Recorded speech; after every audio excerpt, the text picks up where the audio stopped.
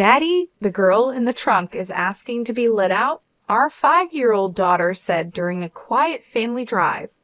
Her innocent voice cut through the silence, making my heart skip a beat. I turned to my husband, trying to read his reaction. His face, which had been calm a moment ago, turned pale. I couldn't tell if he was trying to play dumb or was genuinely frightened by her words. He glanced back at our daughter through the rearview mirror, his eyes wide with fear. "That's a scary thing to say," he muttered, trying to dismiss it. "You shouldn't tell such lies."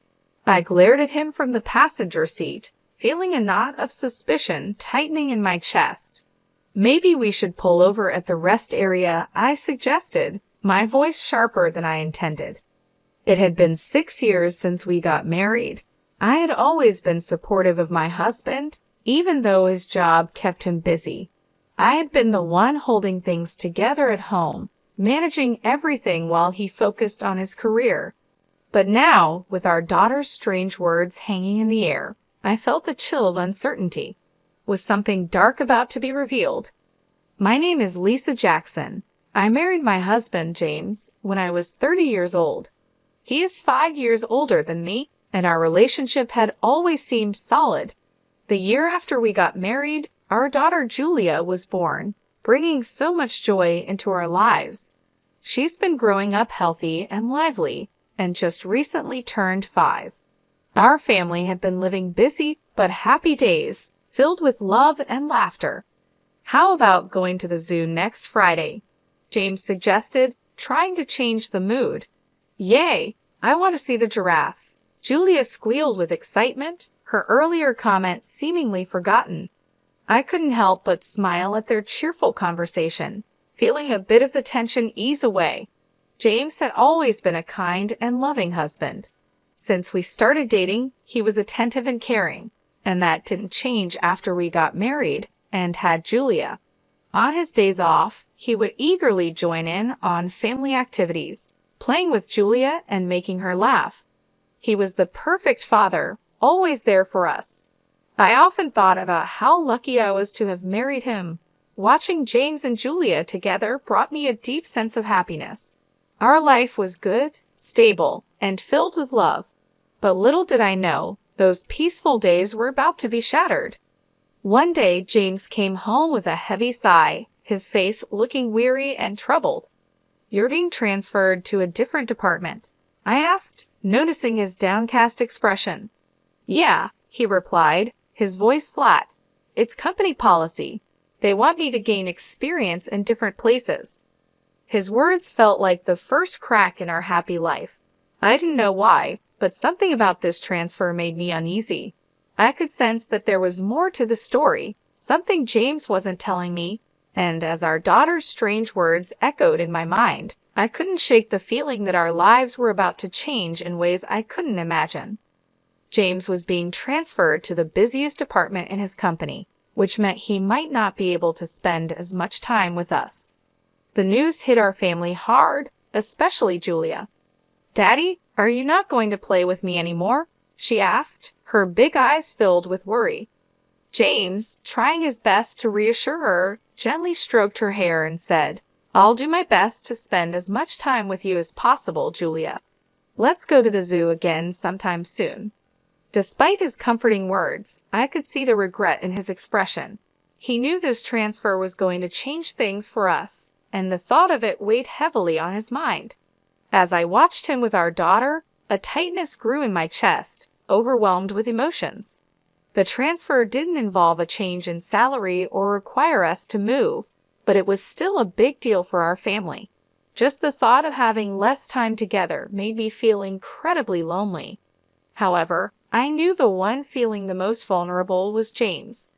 Adjusting to a new, more demanding environment would be tough for him. "Please don't push yourself too hard," I said, trying to hide the worry in my voice. I knew James had a tendency to throw himself fully into his work, sometimes to the point of exhaustion.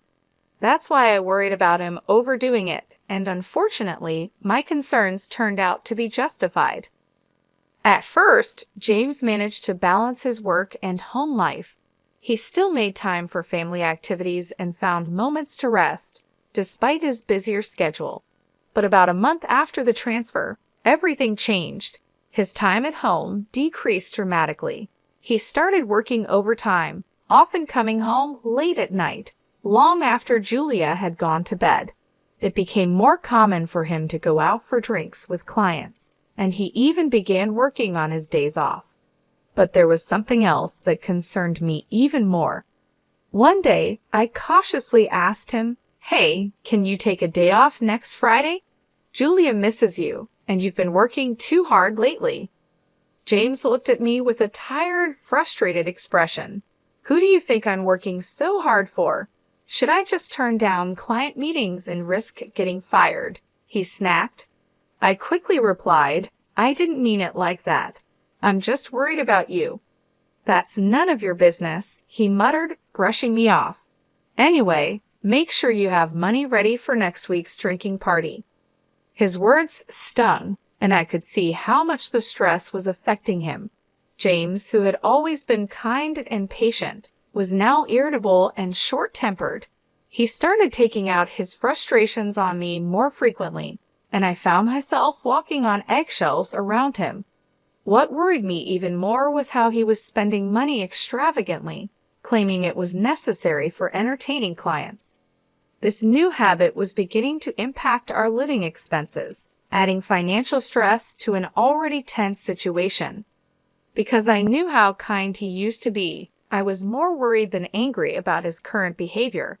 It was clear to me that the pressure his new job was getting to him, and I feared he was going to collapse from overwork if things didn't change.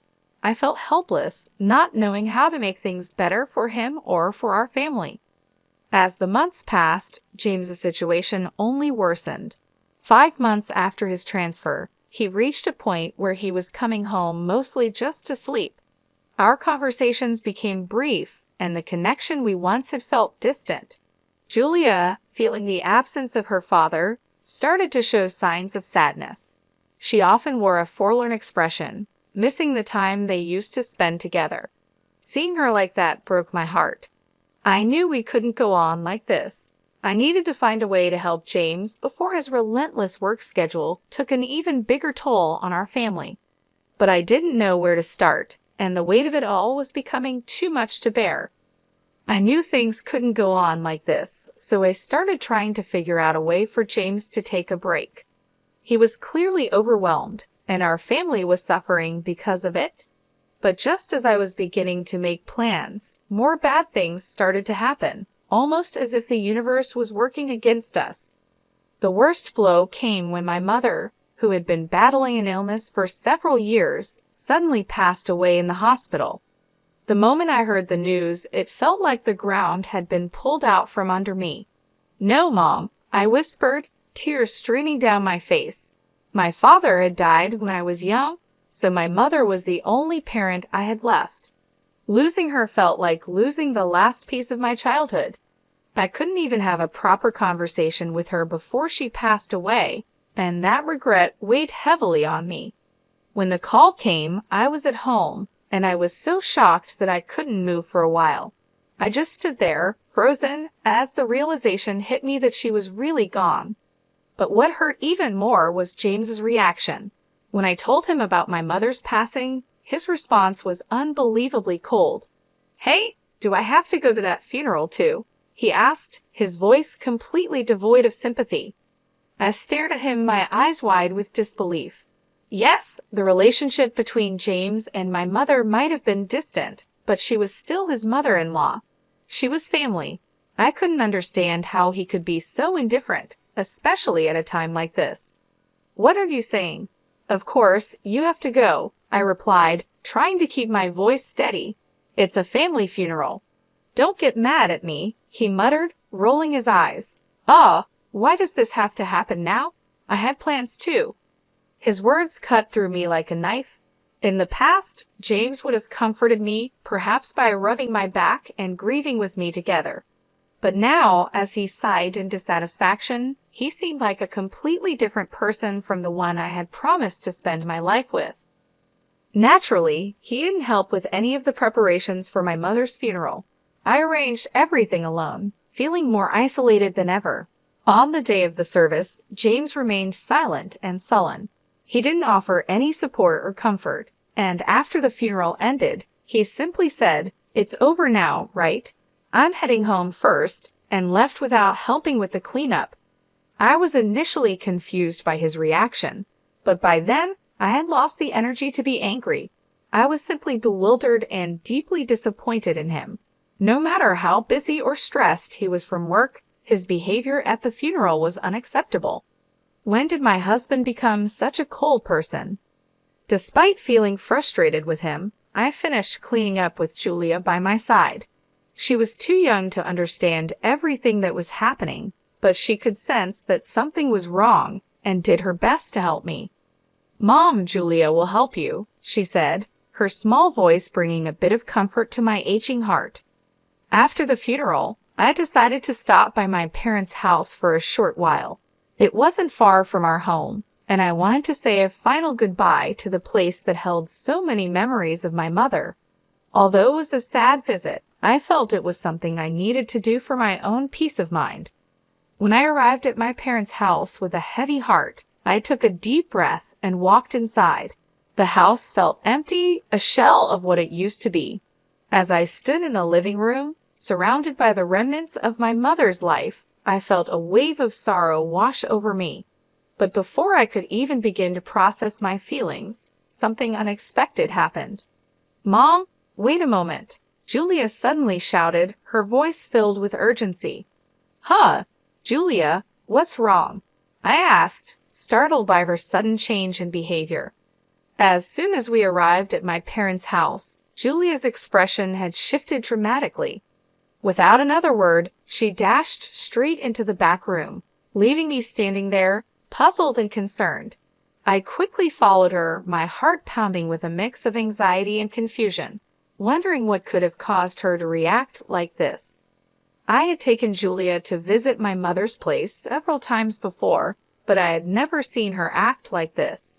Curious and concerned, I hurried to follow her as she moved with a sense of purpose. Julia stopped in front of the dresser, her small hands reaching for the second drawer from the bottom. It was as if something was drawing her to it. "Mom, Grandma wants you to have this," she said, holding up an old hand mirror. The sight of the mirror took my breath away. It was an item that had always been precious to my mother. She cherished it so much that she rarely used it, and I didn't even know where she kept it. I stood there, stunned, as I realized that Julia had somehow found this hidden treasure. "How did you know it was here? And what do you mean, Grandma wanted me to have it?" I asked, my voice tinged with disbelief. "When Grandma was sleeping earlier, she told me that you were sad and asked me to give this to you," Julia answered innocently, her eyes wide with sincerity. I couldn't hide my surprise. Her words sent a chill down my spine. There was no way Julia could have known about the existence of this hand mirror, let alone where it was kept. Yet here she was, holding it out to me with a calm certainty that was both unsettling and awe-inspiring. Wanting to understand what was happening, I decided to ask her some questions. I asked about things she couldn't possibly know. Tomorrow's dinner menu I was thinking about, and even thoughts I had during the funeral. To my astonishment, Julia answered each question correctly, as if she had read my mind. It became clear to me that my daughter had a mysterious ability to know what people were thinking. I was both amazed and bewildered. "Wow, that's amazing, Julia. You know everything," I said, stroking her head gently, still trying to wrap my mind around this revelation. I had always thought that the idea of mysterious abilities was just something from stories, never imagining that my own daughter might possess such a power. Julia, proud of her newfound ability, put her hand on her hip and gave me a confident look. "That's right. Julia knows about Dad, too." "What do you mean?" I asked, my heart skipping a beat. What she told me next was incredibly unbelievable and unforgivable. Julia revealed things about James that shook me to my core. I listened in stunned silence as she spoke, realizing that the man I had married was not who I thought he was. A few weeks after my mother's funeral, I decided it was time to confront James. On a morning when he was getting ready to leave for work, I casually mentioned, "By the way, I'm visiting my friend with Julia next Friday." James, who had been focused on getting out the door, suddenly stopped in his tracks. He frowned, looking genuinely troubled. "Really? Oh no, I'm off that day." "That's too bad," he said, his voice filled with artificial concern. I could sense the insincerity in his tone. It was clear to me now that he was hiding something. I let out a small, knowing smile, careful not to reveal my true feelings. Now that I knew the truth, there was no love left for James inside me. That Friday, I left home with Julia as planned. We spent about an hour away, giving me time to gather my thoughts and prepare for what I needed to do. When we returned home, Julia pointed towards the garage and said, "Dad's over there." I took a deep breath and walked towards the garage, where the shutter was still down. My heart was pounding, but I knew what had to be done. I lightly knocked on the shutter and called out, "James, I know you're in there. Open it." There was a moment of silence, then a hesitant voice replied, "Huh, Lisa? I thought you and Julia had plans," James said, his voice filled with surprise. "It's canceled," I replied calmly. "If you're going somewhere, we want to come with you." He sounded flustered and hesitant, clearly not expecting this. "Oh, okay," he stammered, reluctant to open the garage shutter. I had a pretty good idea of what was going on inside, but decided to stay quiet and observe. "Julia wants to go for a drive too," I added, hearing the hope in her voice. Unable to resist, James had no choice but to agree. A few minutes later, he reluctantly opened the garage, and we started our drive together. Sitting in the passenger seat, I looked at James as he drove. His profile was tense, and it solidified my final decision. Life with James had been enjoyable and happy, but I knew those days would never come back. "Hey, did you know Julia has a special power?" I finally brought it up as we merged onto the highway. James furrowed his brows, confused by my sudden confession. "Huh, what's that supposed to mean?" "That's a silly joke," he laughed dismissively. "Daddy, the girl in the trunk is asking you to let her out." Julia suddenly raised her voice from the back seat. I watched as James's face turned pale. He glanced at our daughter through the rearview mirror with a frightened expression. "What a scary thing to say. You shouldn't tell such lies," he said nervously. "But it's true," Julia insisted. "Then should we pull over at the rest area?" I suggested, trying to support Julia's claim. James immediately looked at me, startled. "Huh, we don't need to do that. It's just a kid's joke," he said, trying to brush it off. "Julia has a mysterious power, you know. Besides, it's hot today, and it could be dangerous if someone's really in there." He must have thought my suggestion made sense. After flinching and stiffening, he reluctantly headed towards the rest area with a contorted expression on his face. Upon arrival, we left Julia in the air-conditioned car and went outside to check the trunk. "I don't think there's anything in there. Come on, quickly," I urged to James, who was hesitating. Realizing he couldn't escape anymore, James nervously opened the trunk, breaking into a cold sweat. In the next moment, a young woman jumped out, her face flushed red from the heat. "I knew you were cheating," I shouted, my suspicions confirmed. The young woman, looking embarrassed and uncomfortable, stood there while James shook his head nervously. "No, it's not like that. She is a colleague from work. We were just working together," he stammered, trying to explain. "Wow, working in the trunk of our car?" I retorted sarcastically. "At the new apartment you're doing a job?" James's excuses were pathetic and unbelievable. It turned out that while Julia and I were out, James had been cheating with this woman at home. They were about to go for a drive when we returned unexpectedly, so he had no choice but to hide her in the trunk. As the woman was taken away, James seemed unable to grasp the situation fully. He kept trying to come up with more excuses, but I wasn't listening anymore. I knew our marriage was over. The trust and love we once had were gone, replaced by betrayal and lies. I looked at Julia, who was watching everything quietly from the car. I knew I had to be strong for her, to move on and build a new life without James. I laughed at how ridiculous James's lie was, standing my ground as I pulled out a piece of paper from my bag. "And what is this?" I asked, showing him the paper. It read, "Let's go on a drive date on Friday." James and the woman, Janice, turned pale when they saw it. It was no surprise they could see their flirty email exchanges printed right there. Thanks to Julia, I had found out everything. On the day of my mother's funeral at my parents' house, my daughter had told me, "Daddy has been spending a lot of time with Janice lately. I'm sad because Janice is taking Daddy away from me." After witnessing Julia's strange ability to know things, I became suspicious and decided to keep an eye on James. Sure enough, I found undeniable proof of his affair on his phone, so I had made up the fake plan to catch him in the act. "It's a shame this drive turned out this way," I said sarcastically.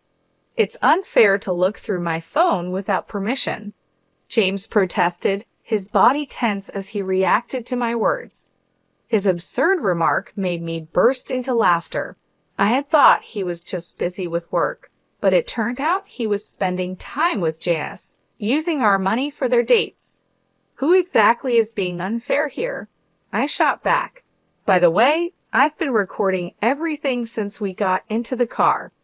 Remembering all the wrongs James had done, I pulled out my phone from my pocket. I had secretly pressed the record button to capture everything, and the evidence I had wasn't just messages and this video. I also set up hidden cameras in our house and garage. "And Janice, I know everything about you too." Under my relentless confrontation, they both turned white as sheets. I was furious with James, but I couldn't forgive Janice either. I had thoroughly investigated my husband and figured out who she was. Janice was a 27-year-old new employee who worked with James in his new department. From the messages, it was clear she knew about me, yet she still went ahead with the affair, making her just as guilty. Sorry, Lisa," James whimpered, clearly not expecting to be cornered so perfectly. His pitiful attempt to plead with me only filled me with more disgust. I glared at both of them with all the anger I could muster. "I won't forgive either of you. Get ready to pay alimony." Hearing my firm words, and perhaps realizing their fate, both of them collapsed to their knees. After that, I divorced James. The fact that I had recorded everything and gathered all the evidence paid off. They were ordered to pay $500,000 in compensation. I was also able to get $1,000 a month in child support from my husband. But their troubles didn't stop there. I heard that news of their affair spread throughout the whole company, especially since they worked in the same department. This made things very uncomfortable for them, and eventually they broke up. Their coworkers started to disapprove of them, and in the end, they had no choice but to resign. Now, I've heard they're struggling with the burden of the compensation payments and are left with nothing. Meanwhile, I'm enjoying peaceful days with Julia. I'm focused on giving her lots of love and support, knowing she has a special gift. I want to make sure she grows up happy and well taken care of.